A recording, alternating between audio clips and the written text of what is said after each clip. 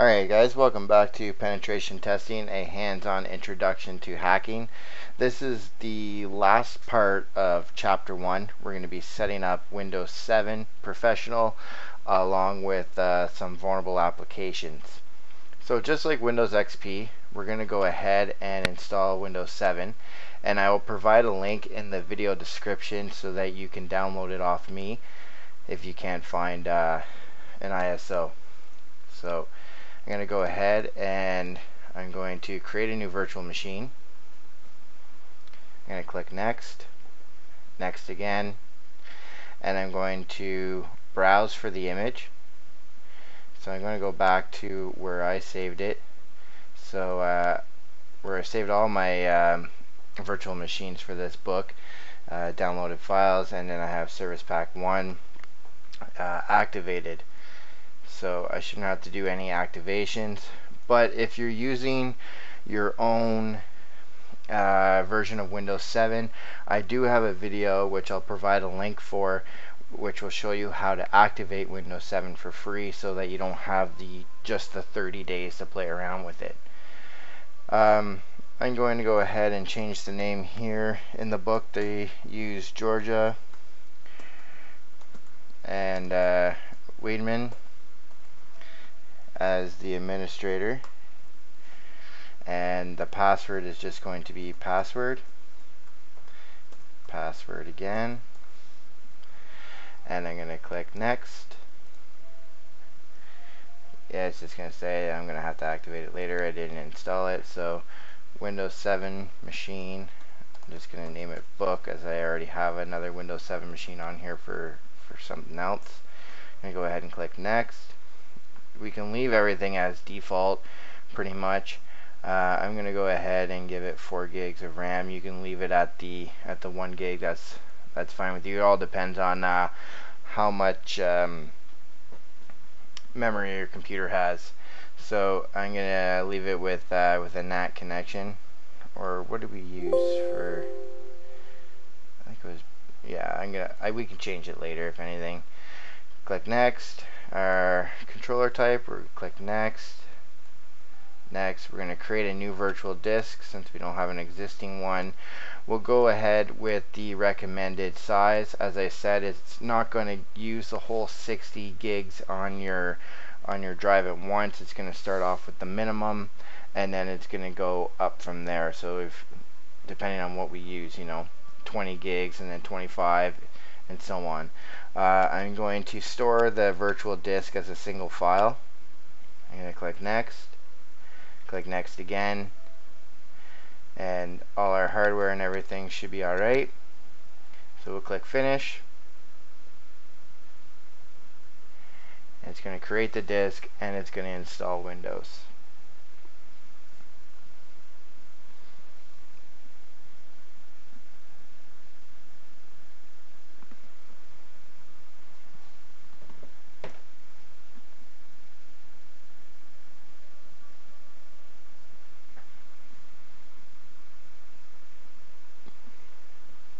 Perfect. So Windows 7 is booting up as if we inserted the disk.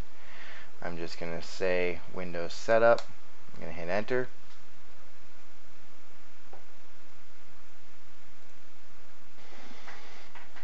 Alright, so if you do have the option to choose, I'm just going to choose Windows 7 Professional because that's what shows up in the book if you're following along. I'm going to click next. And it's going to go ahead, we're going to copy our Windows files and do the installation like regular. So I'm going to pause the video and come back when the installation is complete.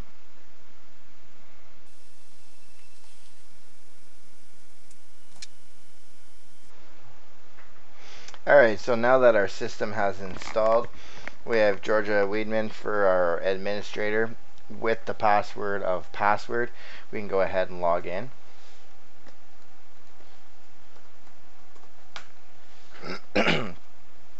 Now my system, it installed VMware tools automatically.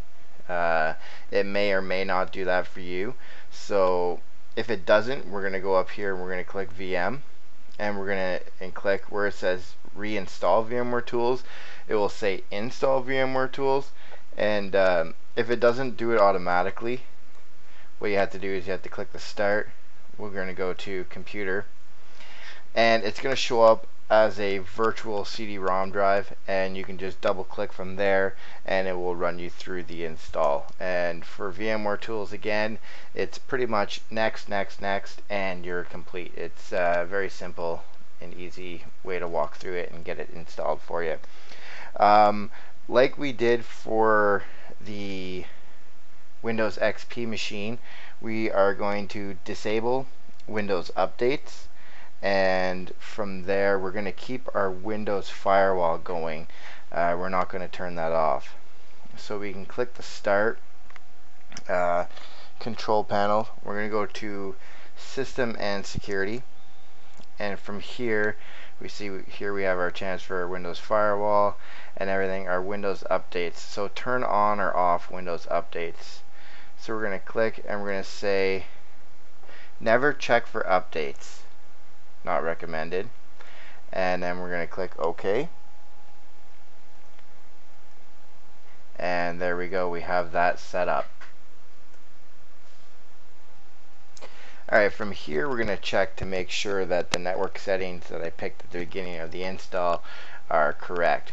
And what I noticed when I went to Windows XP, you can see here it says bridged, the Ubuntu machine is bridged, and our Kali machine is bridged. So our Windows 7 machine is set to a NAT, so we're going to have to switch the network adapter to bridged.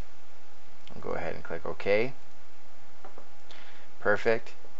And then what we can do is we can right click the network icon down here, and we'll go open network and sharing center, change adapter settings, and then we can just disable it and enable it.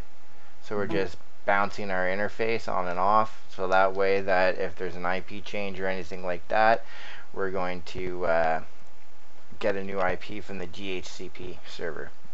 So from here we'll click start, we can type cmd, we'll open up a command prompt, we'll issue the command IP config, and as you see here our IP is now .138, which when it was on the NAT network I changed it, it was 131, so I'll have to change the name of the system here. So I right click the tab, I went to settings, options, and I'm just going to change it to .138, so then that way I don't have to open a command prompt later on this system to check what the IP is. And we're actually going to go ahead and set a static IP right now as well.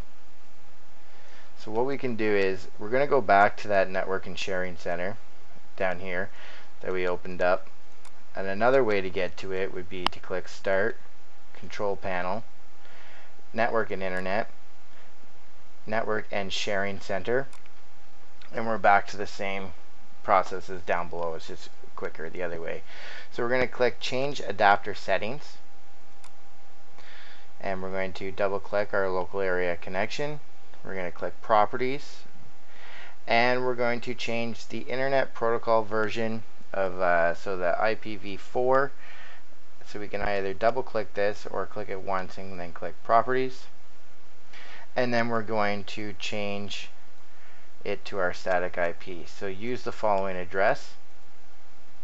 I'm going to put in here, make sure my numlocks is on, 192.168.1.138, which is the address of our system.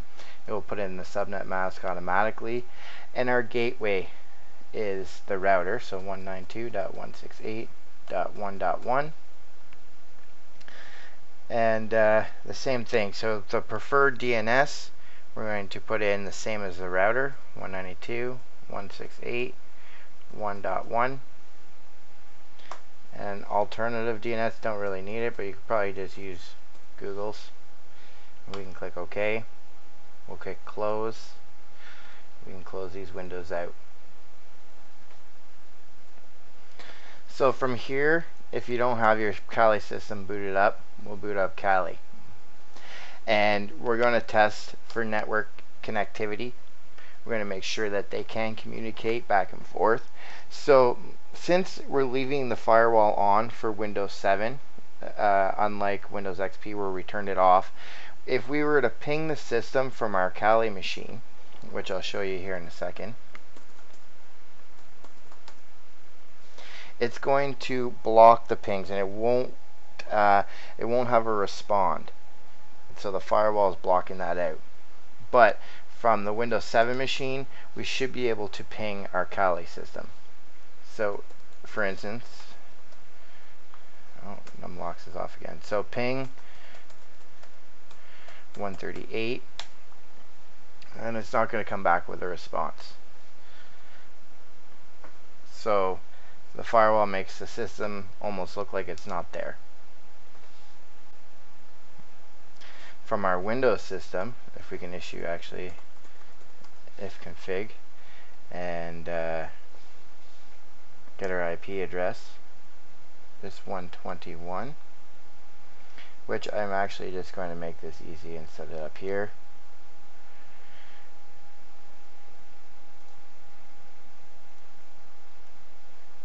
We can get rid of this. We can put in .121 and click OK.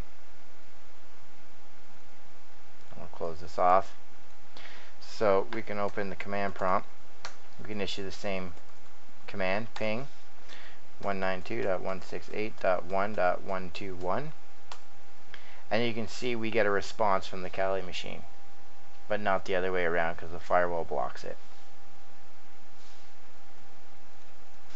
Okay, so at this point what we're going to do is we're going to power off our Windows 7 machine, and we're going to install a second network adapter, or add it. Technically we're not installing anything hardware wise. So now that the system is turned off, we're going to edit virtual machine settings. We'll click that and a box should pop up, and below it we're going to click add when we're on the hardware tab. If it pops up asking you anything, just click yes, and we're going to add a network adapter. We're going to click next, and for this network adapter we're going to have it on host only, so a private network shared with the host. We're going to click finish. We'll click OK, and we can boot up our machine again to make sure that we have connectivity on both interfaces. So what we're going to use the second network adapter for is later on in the book when we do post exploitation. So we compromise one computer and one network, and we're going to pivot and we're going to continue attacking deeper into other networks that the computer is connected to. So technically our Windows 7 machine will be what they call dual home, so it'll be connected to two networks. So we'll get into that deeper in the book. So we'll log in with our password again. Let our system boot up. And again, if we right click this little network thing down here, we can go open network and sharing, change adapter settings, and as you can see we have connectivity on both these adapters. If we also open up a command prompt and we issue the command IP config, you'll have your connection 1, which is our main connection, our local area connection, and then our connection 2 is our second adapter, which is on the host only. As you can see, the network is totally different. Instead of .1. whatever, it's .204.128. So we're going to go ahead and leave that. Everything's set up properly so far, and from here we can go on to installing some additional software. Alright, so we're going to go ahead and we're going to start by opening up Internet Explorer, which I already have open with a few tabs already set to the web pages I need to download the applications. Just to speed it up, I'll have the links to these pages in the video description. So first of all, we're going to want to download Firefox. So you're going to want to go to mozilla.org, And for some reason, Internet Explorer, the amazing browser that it is, isn't loading up the page properly. But as long as we got the download Firefox, we can go ahead and click that. And so I assume it's supposed to run some download pop-up here. Oh, here it is. Alright, I'm going to click, I'm just going to click run instead of downloading it. If you click save, you can just double click the exe file that it saves, and it's going to do the same thing. So it should go ahead here and just open up an installer for us. Alright, I'm going to click run again. I'm going to click yes. Do you want to allow the following program to make changes to this computer? And it's now installing Firefox. Microsoft Internet Explorer, do you want to, I don't have anything, I'm going to say no. I'm going to click next. And here we have Firefox. So that should be perfect, that should be up and running. Alright, I'm going to close this since I have the tabs open up in Internet Explorer. So the first option that we're going to be installing for old applications, so for some vulnerable application software, is the Java 7 Update 6. So down below here, I'm going to click Java 7 Update. Give it a second and it should pop up, or a bar right here. I'm going to click download this file. I'm going to click save. You could also click run again if you wanted to. I'm just going to save it to our desktop to make life easy. Alright, I'm going to click close. I'll minimize this and we'll install the Java 7 Update 6. Click yes. I'm going to click install. Alright, so now that Java is done installing, I can click close. I can delete these icons and the install file. It says Java still in use. Either way, well, we can close the Java tab, and the next thing we're going to be installing winamp 5.5. Once again, I'm going to save this file to my desktop. Click save, desktop, save again, and it's downloaded. Small file, 10 meg, shouldn't take very long. We'll double click the installer, click yes. We're going to click next. I agree, next, next. So pretty much the default settings. I don't want a winamp toolbar, so if you don't want any of this crap, just unclick this. I don't need 50 free MP3 downloads. Set winamp search, no. So unclick these. This is just a bunch of spam crap. Not that it matters, we won't be reusing the system for personal use, but it just loads up the Firefox browser with toolbars and crap. So we'll go ahead and click install now that all those are unchecked.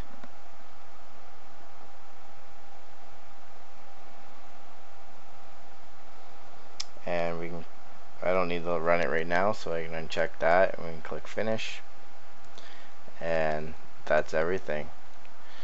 So those programs are installed. Next we're going to go ahead and install Microsoft Security Essentials.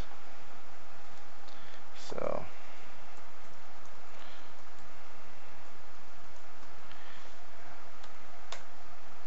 I'll just do a quick search for that and download Microsoft Security Essentials, official Microsoft page.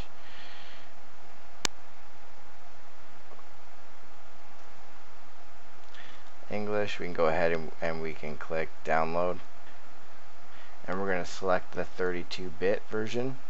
We're going to click next. Then a pop-up should come up soon,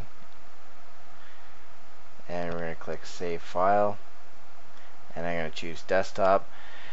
Another thing, if you didn't configure Firefox the way I did, it's actually just going to automatically download it into your download folder. So what I do is I click this right over here, this 3 bars. I click options, and I say always ask where to save the file. If not, it's automatically selected like this and it goes to your download files.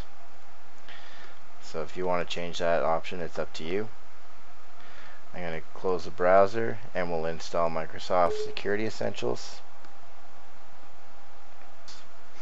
So we'll click next. We're going to click accept. I do not want to join the program at this time. We're going to turn off automatic sample submission. We're going to click next again and click install.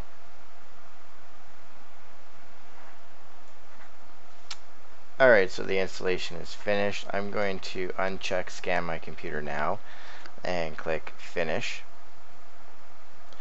And under settings, there's an option. This is updating right now. It won't let me change the tabs until then.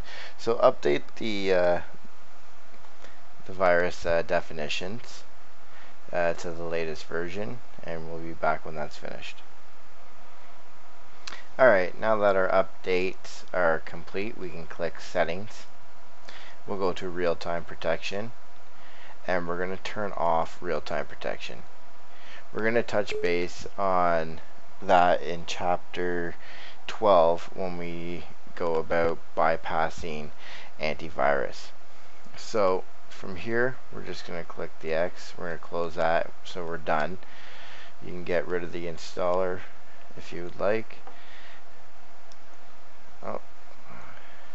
And then what we're going to do is, there's a torrent for the book, and it's book app, and then it's zipped up with 7-zip.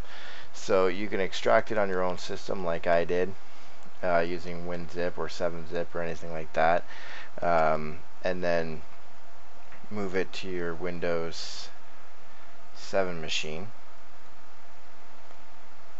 We'll just paste it in there. And we're going to be installing some applications through this.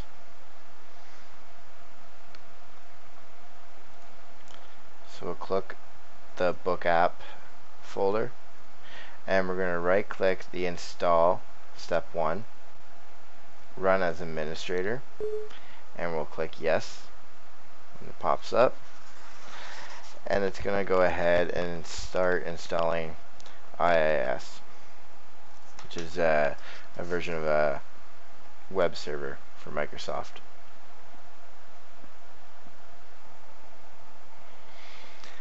Alright, so now that that's finished and the browsers have closed, we can come back to the book app folder, and we can double click the SQL folder, and we're going to want to run the file SQL expert, the x86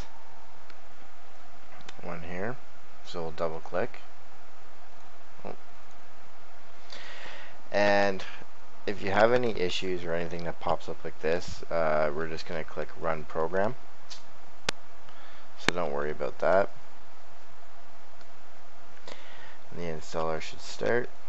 If anything pops up, click yes. Alright, so under installation, we're going to click new SQL Server standalone installation, or add features to an existing installation.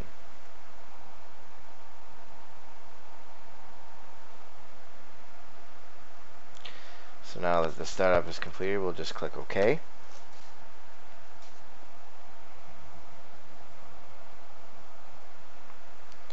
And we're just going to click next. We're going to accept the terms and conditions. We're going to click next again, and then install.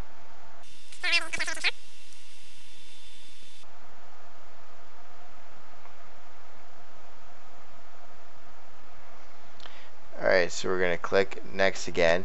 Ignore any warnings about Windows Firewall. for now. We're going to click next. When we get here, we're going to click select all and next again.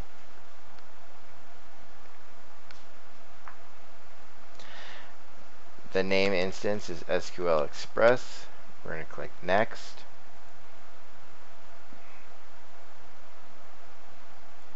And next one more time.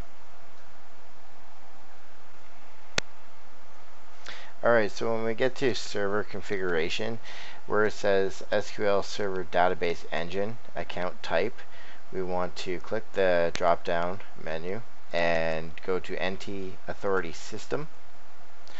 Down here, the SQL Server browser, we're going to go on and put the startup type to automatic, and we're going to click next. In the database engine configuration, we're going to change the authentication mode to mixed. We're going to enter a SQL Server password, and it's going to be database. We'll enter it again. And we're going to add a user. Should be Georgia Widman. We'll go check name. So it found the user. We're going to click OK. We're going to click next. Next again. And we're going to let this install. We're going to click next one more time and install. Alright, now that our installation is complete, we'll click next and we'll click close. We can also close the installation center. And we're going to click the next one in line, the SQL Server 2008 Service Pack 3. And we're going to be clicking pretty much next through this and just keeping the defaults.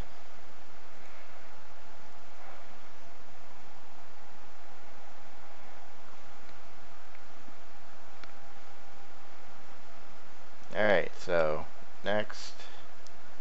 We'll accept the terms. Next. Next. Next. We're going to click update.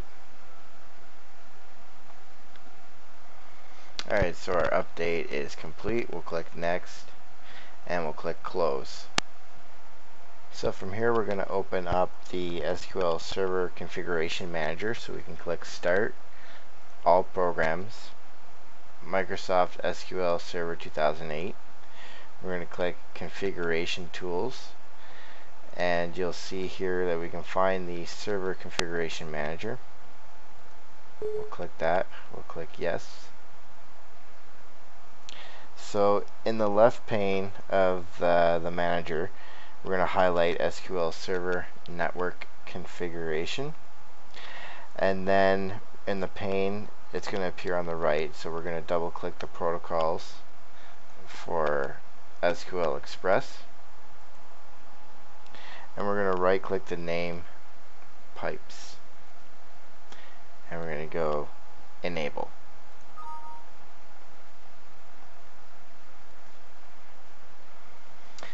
Sorry, I forgot to mention that little pop-up is telling us that we should restart the service.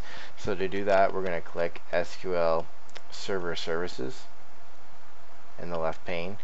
If you open this up, it says SQL Server and then SQL Express. So we're going to right click and we're going to click Restart, and that's going to allow us to restart the service. So after we do that, we're going to close the SQL Server Configuration Manager, and we're going to create an SQL and IIS inbound firewall rules. So we're going to go back here and we're going to run step 2. We're going to right click, run as administrator, click yes when Windows prompts you.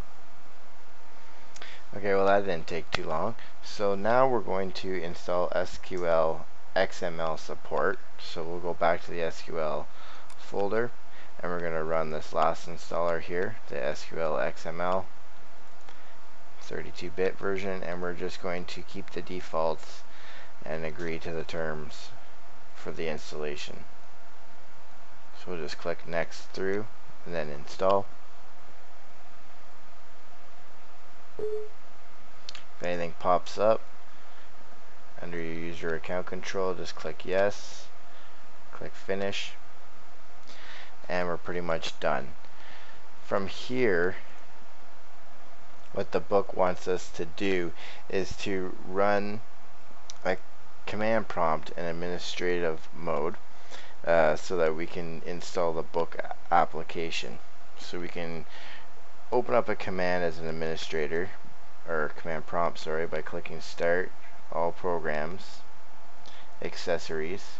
We'll right click the command prompt and say Run as Administrator. Your user account control is going to pop up. We're going to click Yes. And it wants us to navigate to this book app folder. So the easiest way to do that is with the cd command. We change directory and we can navigate through and so on, but so we don't have to type the whole directory, we can just click out in here. Once we open up the folder, we'll highlight, hit Control C to copy, and we'll come back here, we'll right click and click paste, and we'll hit enter. So then that way there's no confusion for people. You should have the exact path to the folder. We can issue the command directory, or dir, and we can see our files. So just as if we're in here, you can see we have in step 1, step 2, step 3. We have that here, step 1, step 2, step 3. So we're going to be running this last command, step 3, the install app. So we can type in step 3, and we can hit the tab. Auto completion also works in the command prompt as well for most things in Windows. And then we can go ahead and hit enter, and it's going to ask us if you'd like to extract the file. So from here we're going to click extract, and we're done.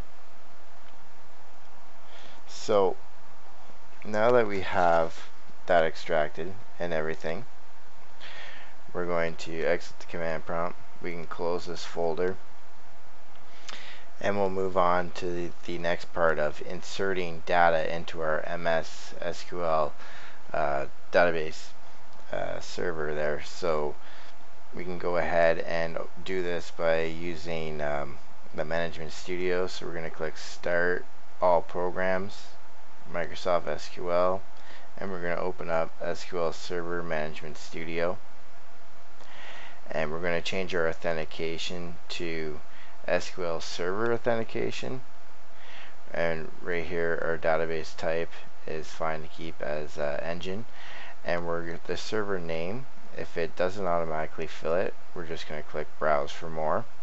We're going to click the database engine, and there we are here. We can double click that, or sorry, highlight it and then click OK. It's going to fill in our user.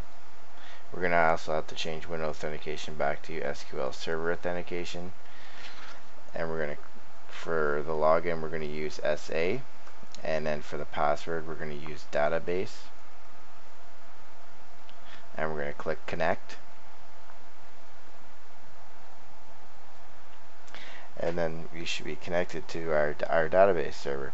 So from here we're going to click File, and we're going to click Open File again, and we're going to navigate to our desktop to the book app folder, and we're going to use the database insert, and we're going to click Open. And as you can see here, there's a bunch of SQL commands.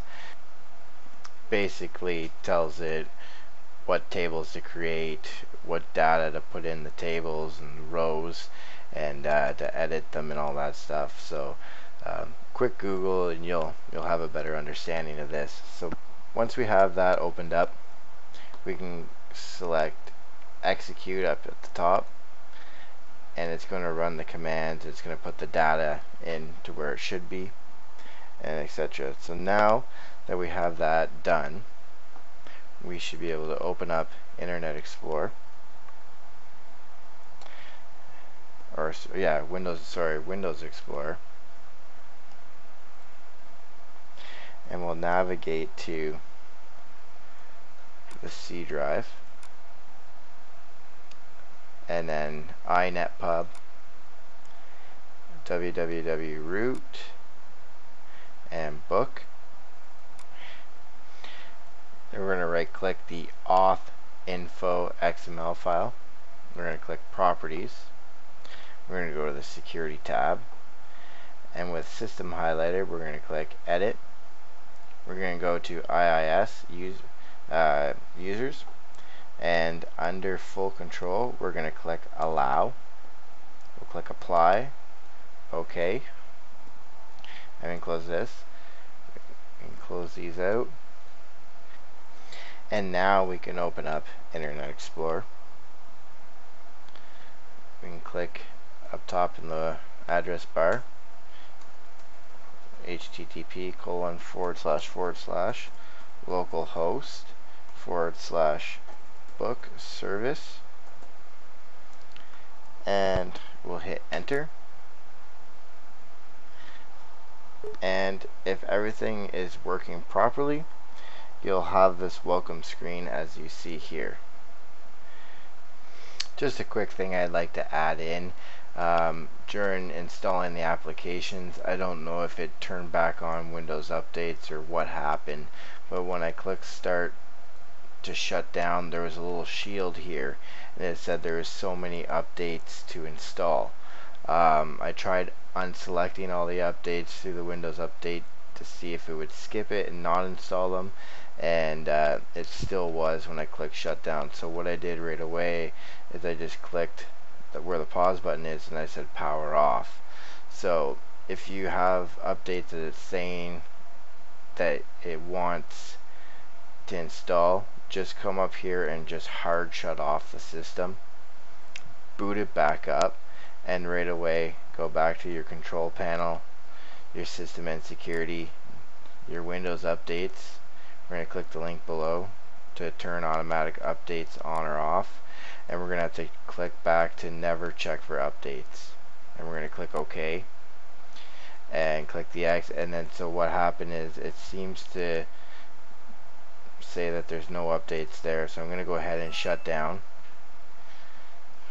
logging off, shutting down. That's perfect. It didn't say anything about going into starting to install one of 120 some odd updates. So if that's a problem for you, make sure that you do this. You hard shut it down and then boot it back up and turn auto updates back off. Thanks. So that's everything for this chapter, and then for this section of the video of setting up Windows 7. In the next chapter we'll be going over using the command line in Kali Linux and getting used to some basic Linux commands that are going to help us through the book later on. So if you found this video useful, interesting, helpful, please like and subscribe, and I'll see you in the next session for chapter 2.